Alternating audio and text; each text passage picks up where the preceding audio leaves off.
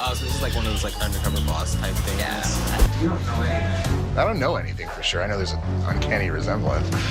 But my contestant is the CEO. She's either figured me out or she thinks something else is going on. This is really high stakes. Get ready for a jaw-dropping twist in this episode of Undercover Boss, as the boss's disguise is immediately recognized by one alert employee. My mind went blank and I said, oh my God, what am I going to do now? The tension rises as the boss tries to maintain their undercover identity while being closely watched. Will they be able to continue their mission without blowing their cover? We're starting off with an employee who recognizes the owner in no time. I was surprised. You need to go get changed. Kevin Sheehan, the CEO of Norwegian Cruise Line, embarks on a unique endeavor by assuming the role of a waiter undercover on one of their ships in Miami. As a leader of one of the globe's biggest cruise companies, Kevin has taken it upon himself to personally ensure that the passengers receive top-notch service throughout the entire day. Let's delve into how this day unfolds as he sets out on this mission. Hey, I'm looking for someone named Sylvia. Sylvia is right there. Hi, is Sylvia here? Kevin Sheehan. Oh my God. It didn't take long for Kevin's cover to be compromised.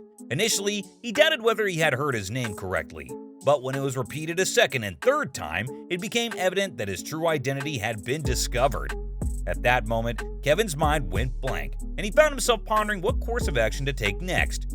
Nevertheless, he decides to persist and introduce himself as Peter Francis, hoping that the person he is interacting with will buy into this fabricated identity. Hi, Sylvia. My name is Peter Francis. All right, nice to meet you, Peter. This evening when this guy walked up to me, Mr. Kevin Sheehan. Well, things didn't quite go as planned for Kevin. He just wanted to have a chat with Sylvia to see if they could figure something out. So Sylvia tells him that she totally remembers serving him during Epic Love, and knows her guests like the back of her hand. Kevin spills the beans and confesses that he was trying to go undercover.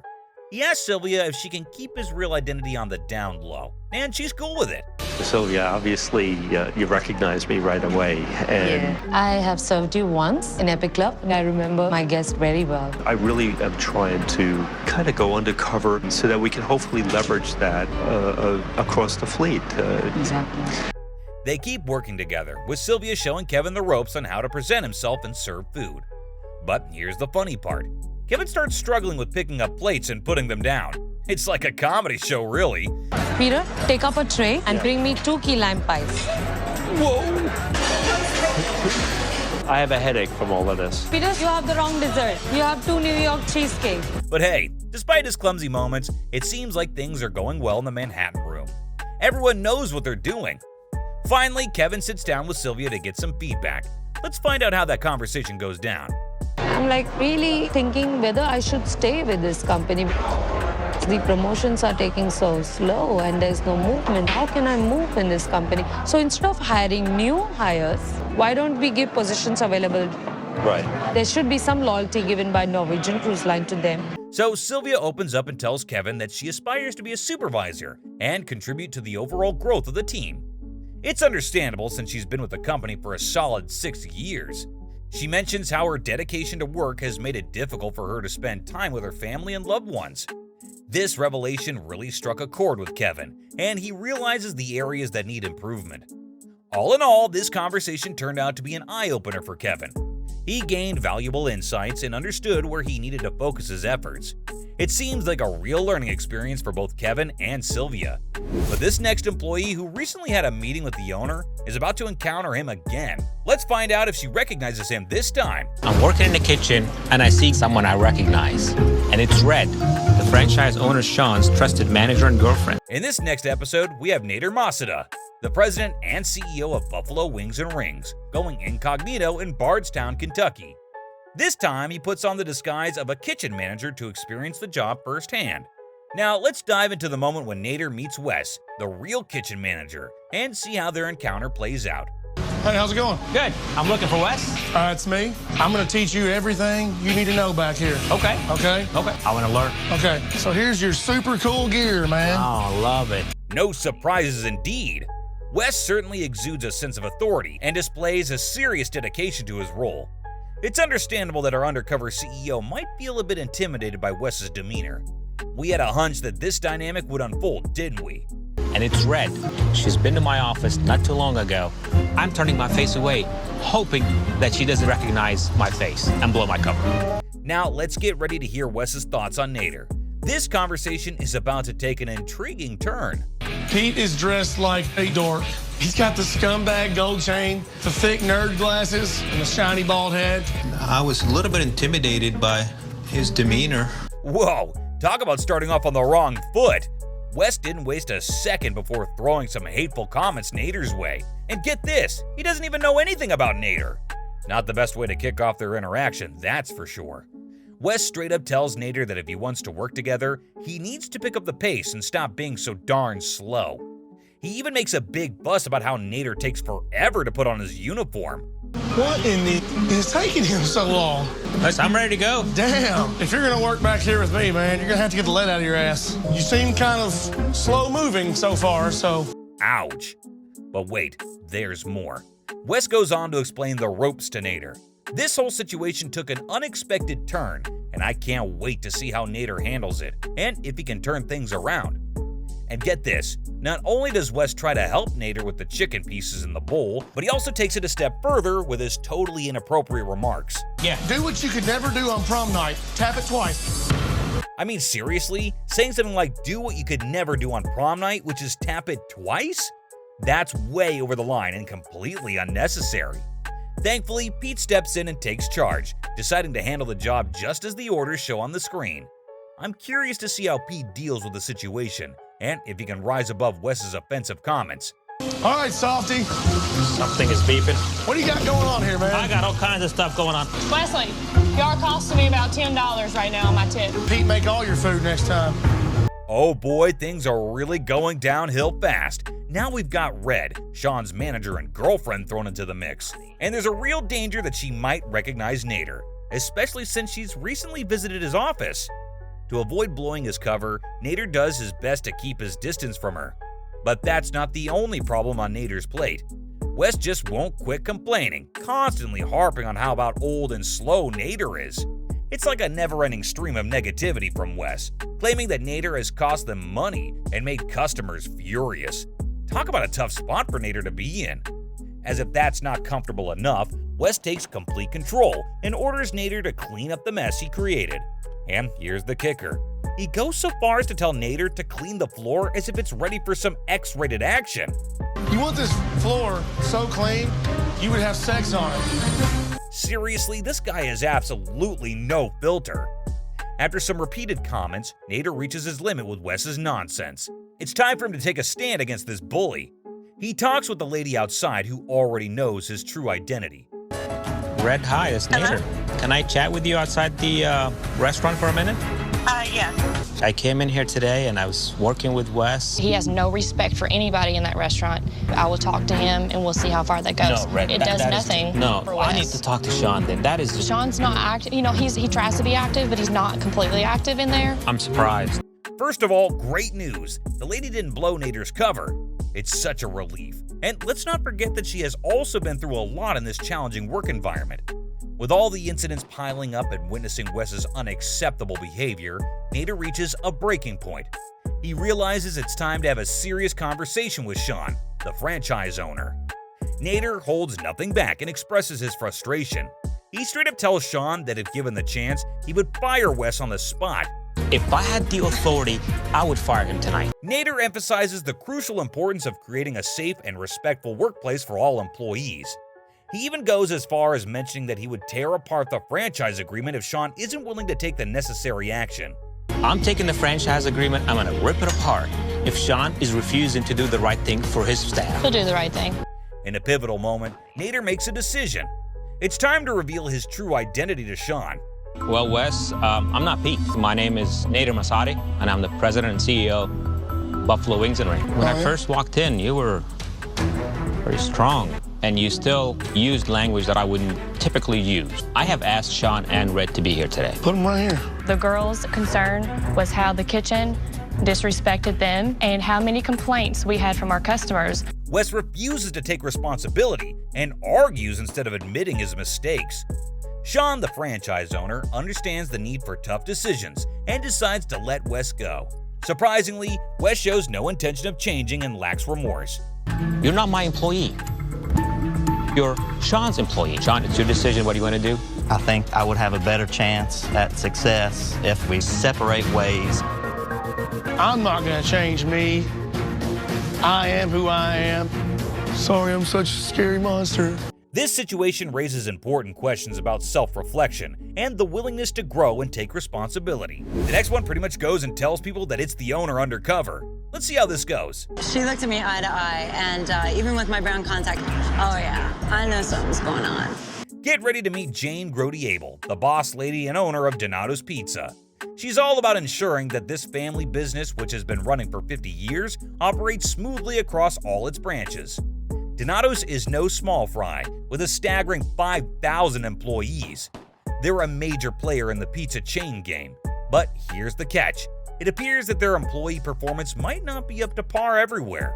Hold on tight as Jane dives into an interaction with a delivery driver. Oh, hi. Hey, nice to meet you. Nice Are you to my meet contestant? I am. I'm Kathy. Awesome. I'm the delivery driver here. Kathy's good looking. I like her septum piercing. I like the tats, the glasses, the black hair. Aaron and Jane, with Jane undercover as Kathy, are on a mission to deliver some mouth-watering pizzas. And the manager behind him is just standing there staring at me. Wow, is she already busted? The daughter of the founder of Donato. Oh, so this is like one of those like undercover boss type things. Yeah. Wow, this lady wasted no time at all before blowing Jane's cover. But Jane isn't ready to give up just yet. She pulls the employee aside and asks for a quick chat, specifically requesting her to keep the secret under wraps. Let's see if the employee can keep the secret safe. I need you to play this whole competition thing up. You need to get all their eyes off of me and let me do the mission with Aaron. After their conversation, they both return to the group, and the manager suggests that maybe she misunderstood the situation. Hopefully this will work out in Jane's favor, keeping her undercover identity intact. With renewed hope, Jane and Aaron hit the road, fully prepared to conquer the pizza delivery game. Hey, what's up, Mark? How you doing? Good, how are you? I'm pretty good. If you could just go ahead and double check that. Looks good. All right, awesome. It's $15.68 and you were going to be paying with cash? Yep. Awesome. Thank you. Appreciate it, Mark. All right, you have a good one. Thanks.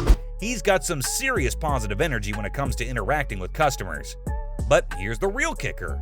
Aaron straight up announces that he's determined to push Kathy to become the absolute best delivery driver by the end of the day. He puts her through the paces, making sure she nails every delivery and even times her performance. And when she succeeds, he showers her with praise. It's incredibly impressive to witness people who go above and beyond their work, you know? At this point, Kathy is over the moon with Aaron and his ability to connect with customers. But hold on tight, because what he's about to say next is about to turn everything upside down. Get ready for the unexpected twist. A lot of people smoke pot. And if I'm not very busy and I don't need to be super focused, really, then I'll kind of indulge. You do not. It's just one of the perks. Well, that concerns me, though, because then you get back in your car and you drive, and you can't do that. Jane expects nothing less than top-notch individuals on her team, but she's utterly disappointed and finds the situation not just unsafe, but also potentially illegal. She's tempted to ditch her disguise and fire the guy on the spot. Who wouldn't, right? But she knows she can't blow her cover just yet. She doesn't even want to ride in the car with him, suspecting he might have been high earlier. But Jane keeps her composure, and after a while, drops a bomb on him. She straightforwardly tells him that if he were working for her and smoking pot, she would immediately fire him because it jeopardizes lives. Is it legal? It's not, no. It's not legal. Like, if my delivery driver did that, I would fire them. And guess what his response is? Brace yourself, because he says, "Oh, I'd never admit that to my boss." Well, I don't tell my bosses that I do that. Seriously, he practically walked right into that one. After a week of undercover work, Jane resumes her true identity as Jane Grody-Abel. She calls up her associates to fill them in on the details, and that's when she comes face to face with Aaron as herself. Now, while getting high during work hours or at any time is completely irresponsible, one thing is crystal clear. This guy knows his stuff. But let's dig into that conversation. I can't believe you would, in your Donato's uniform, to do something that's illegal. Well, you know I have to let you go as a delivery driver. Really? But no, she ends up giving him another chance, and that works out for the best. I do like you. You do a lot of the right things. I'm going to give you a second chance. You can come back and work in the kitchen. Wow. Next, we encounter an employee who had a previous encounter with the owner and comes dangerously close to recognizing him, almost blowing his cover completely. Or does he? Let's find out. I don't know anything for sure. I know there's an uncanny resemblance. In Season 5, Episode 15 of the show, the CEO of Sky Zone experiences another cover-blowing moment in its Minnesota branch. Hi. What's up, bro? Miles? Yes. Scott. So my name is Miles. I'm in charge of community relations here at Sky Zone, Minnesota. I've met Miles several times, so I'm a little concerned that he might recognize me. Fortunately, things are going smoothly so far. The CEO and Miles discuss the plan for the day, which involves Miles giving the CEO a tour of the facility and then showing him the call center. It seems that Miles hasn't recognized the CEO yet. As they continue, the CEO guides Miles through the entire place, showing him different areas and explaining things going along the way. I think Miles is used to seeing me relatively serious, so I was going out of my way to kind of be a jokester a little bit. So this is the foam pit. Now it's time to see if their plan will work out as they move on to the call center. However, before they get there, something interesting happens. Not Jeff Platt, is it? I don't know. It looks like him. Yeah. You don't know anything. I don't know anything for sure. I know there's an uncanny resemblance. That my contestant is the CEO. During their conversation, the undercover boss shows that he knows a lot about the company, which makes Miles, the employee, suspicious. At first, Miles didn't think much of it and even praised the boss's customer service skills. But when they talked near the bathroom, Miles started to think that the boss might actually be the CEO, Jeff Platt. He noticed their strong resemblance, although he couldn't be certain. Miles even shared his suspicion with others, saying that it must be the CEO in disguise for the show Undercover Boss. So the boss's cover was pretty much blown. They continued their interaction by heading to the call center, where the boss took a call. The undercover boss had a hard time hiding their extensive knowledge of the company, especially when talking about community relations. They mentioned specific details about the largest private room at the Supreme Air package, including the 30-minute pass, the Sky Zone wristband, and the Sky Zone water bottle. You want the largest private room. So that would be our Supreme Air package. Each guest would get a 30-minute pass to come back, and they'd get a Sky Zone wristband, and it all comes inside of a Sky Zone water bottle, which are really cool.